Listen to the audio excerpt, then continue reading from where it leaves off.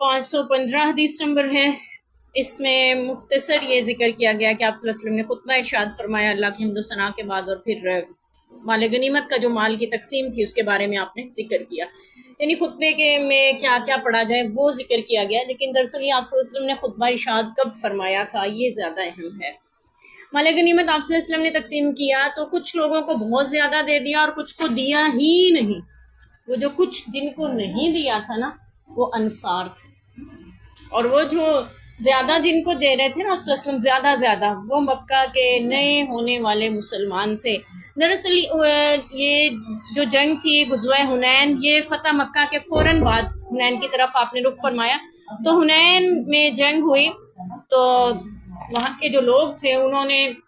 یہ کیا کہ جہاں میں مسلمانوں نے آ کے جنگ لڑنی تھی نا، جس میدانے میں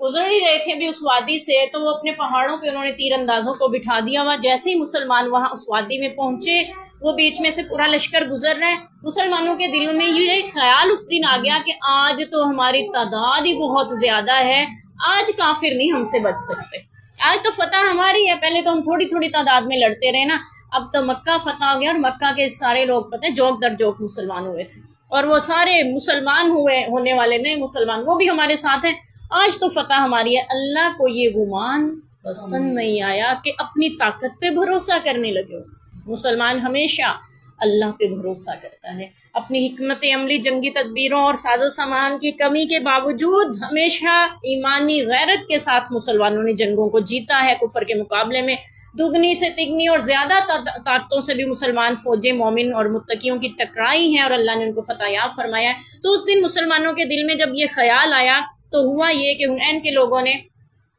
پہاڑوں کے اوپر دروں میں اپنے سپاہیوں کو چھپا دیا۔ جیسے ہی مسلمانوں کا لشکر وادی سے گزرا، انہوں نے اوپر سے تیروں کی بارش کر دی، ایک دم سے ہزاروں کی تعداد میں تیروں کی بارش ہوگی۔ مسلمان کوئی تیاری میں تو نہیں تھے کہ ڈھالیں ہاتھ میں پکڑے ہوئے، تو ابھی پہنچ ہی رہے تھے نا جہاں جنگ ہونی تھی، وہاں جانے کے لیے سفر کر رہے تھے، پہلے ہی دشمن حملہ آور ہو گیا، اور اتنی تعداد میں بارش کی طرح تیر برس رہے تھے،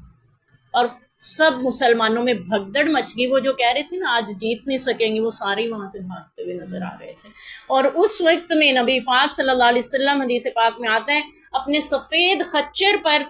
آپ سوار تھے اور اس وادی میں کھڑے ہوئے تھے۔ حضرت عباس رضی اللہ عنہ آپ کے چچا بھی آپ کے ساتھ تھے، آپ صلی اللہ علیہ وسلم کے اوپر یعنی ڈھال سے تیروں کو روک رہے تھے، تو آپ اس وقت میں فرما رہے تھے انا نبی لا کذب، میں سچا نبی ہوں، جھوٹا نہیں کہ میدان چھوڑ کے بھاگ جاؤ۔ انا ابن عبد المطلب، میں عبد المطلب کا بیٹا ہوں، یعنی اس عبد المطلب آپ صلی اللہ علیہ وسلم کے دادا تھے، یہ سردار کا بیٹا ہوں، اور سرداروں کے بیٹے جو ہوتے ہیں میدانوں سے نہیں بھاگتے، یعنی میں نسب کے اعتبار سے بھی وہ خاندانی شخص ہوں، خاندانی لوگ مقابلہ کیا کرتے ہیں، بزدلوں کی طرح پیچھے نہیں ہٹتے، اور میں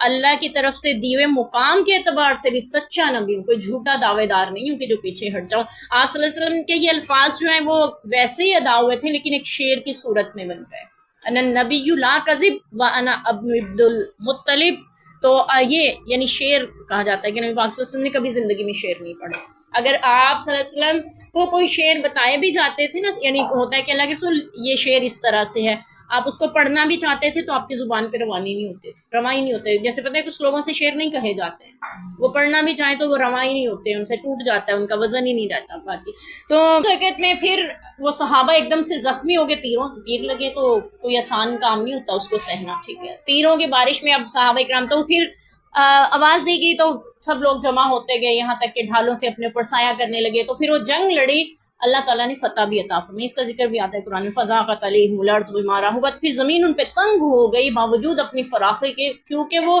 ہر طرف سے گھیرے میں آگے ہوئے تھے، ٹھیک ہے۔ تو بہرحال یہ پورا قصہ ذکر ہوا۔ پھر اس کے بعد جب فتح اللہ تعالیٰ نے عطا فرمائی تو بہت زیادہ مال غنیمت حصے میں آیا۔ آپ صلی اللہ علیہ وسلم نے 9 مسلم جو مکہ کے لوگ تھے ان سب کو مال غنیمت دیا، انصار کو کچھ نہیں دیا، کسی انصاری صحابی کو آپ صلی اللہ علیہ وسلم نے مال غنیمت میں سے کچھ نہیں دیا۔ تو نوجوان جو تھے نا انصار میں سے کچھ نوجوان، ان کی زبان سے یہ جملہ نکل گیا کہ یہ اللہ کے نبی کے رشتہ دار ہیں نا مکہ والے، اس لیے ان کو دیے جا رہے ہیں، اور یہ بھی نکلا ساتھ ہی کہ اب تک ہماری تلواروں سے خون ٹپکتا رہا ہے کافروں کا، اور آج یہ مسلمان ہو گیا، نوازا ان کو جا رہا ہے، ہمیں دیے ہی کچھ نہیں۔ تو یہ بات نبی پاک صلی اللہ علیہ وسلم تک بھی پہنچی. پھر آپ صلی اللہ علیہ وسلم نے ایک خیمے میں حکم دیا کہ صرف انصار جمع ہوں، مہاجرین میں سے اور باقی جو نو مسلم ہیں ان میں سے کوئی بندہ نہیں ہونا چاہیے. تو ایک خیمہ یعنی تھا جو اس میں سب انصار صحابہ جمع ہو گئے. ان میں صحابہ اکرام حیران ہیں کہ ہوا کیا ایسا کہ آپ صلی اللہ علیہ وسلم نے سب کو جمع کیا. آپ نے ان فرمایا، تو آپ نے جب خود آئے تشریف لائے ممبر پہ، آپ نے فرمایا کہ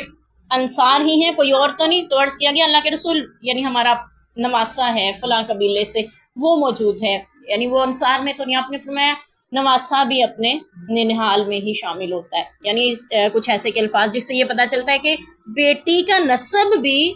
آگے بڑھتا ہے، اور میرے نبی صلی اللہ علیہ وسلم کا نسب بھی بیٹی کے ذریعے اللہ نے آگے بڑھایا. آپ کا کوئی بیٹا جوانی کو نہیں پہنچا. تو یعنی آپ نے فرمایا کہ نواسہ بھی جو ہوتا ہے وہ خاندان میں ہی شامل ہوتا ہے، تو اس لیے وہ بھی انصار میں شمار سمجھا گیا. تو وہ وہاں پہ موجود تھے. پھر آپ صلی اللہ علیہ وسلم نے خطبہ ارشاد فرمایا، اور پھر اللہ کی حمد و ثنا کے بعد اللہ کے نبی نے فرمایا کہ کچھ لوگوں کو میں نے مال دیا اس لیے کہ وہ نئے مسلمان ہیں تاکہ دین کے اوپر ان کا دل مضبوط ہو جائے. ایمان نئے مسلمان ہو نا تو مال کی ضرورت بھی ہوتی ہے، اور پھر مال تحفے کی صورت میں مل رہا ہو تو انسان کا دل اور زیادہ مضبوط ہو جاتا ہے. اور میں نے انصار کو اس لیے نہیں دیا کہ ان کا ایمان پہلے ہی مضبوط بہت ہے. پھر آپ صلی اللہ علیہ وسلم نے ایک اور جملہ یہاں پہ ارشاد فرمایا. اللہ کے نبی نے فرمایا کیا تم نہیں چاہتے کہ لوگ بھیڑ بکریاں اور اونٹ لے جائیں اور تم اللہ کے رسول کو اپنے گھر لے جائیں؟ تو انصار نے بیک زبان ہو کے کہا ہمیں اللہ اس کا رسول چاہیے، ہمیں دنیا کا مال نہیں چاہیے. تو آپ صلی اللہ علیہ وسلم نے ان کے ایمان کی گواہی ایک تو دی، اس میں عمر بن تغلب رضی اللہ عنہ جو ہے ان کا بھی ذکر آپ نے فرمایا یہ پختہ ایمان والے لوگ ہیں، ان کو مال دوں نہ دوں انہیں فرق نہیں پڑتا، یہ مال کے لیے میرے ساتھ نہیں چلتے. ٹھیک ہے، یہ اللہ کے دین کی سرفرازی کے لیے قدم بڑھاتے ہیں، مال غنیمت کے لیے نہیں. تو انہوں نے رو کے عرض کیا اللہ کے رسول ہم آپ سے معافی چاہتے ہیں، ہمارے نوجوانوں کی زبان سے کچھ ایسی بات نکلی، اللہ کے رسول ہم میں سے کسی نے ایسا کچھ نہیں کہا. تو صحابہ اکرام اور یعنی انصار کہتے ہیں کہ اس دن انصار اس قدر روئے کہ ان کی ہچکیاں بنتی ہوئی تھی اللہ کے نبی کی اس بات پہ. اور پھر وہ انہوں نے کہا ہم اس پہ خوش ہیں، ہمیں اللہ کو اور اس کا رسول چاہیے. تو یہاں پہ پورا جو خطبہ ہے اس کے بارے میں یہاں پہ ذکر ہو رہا ہے.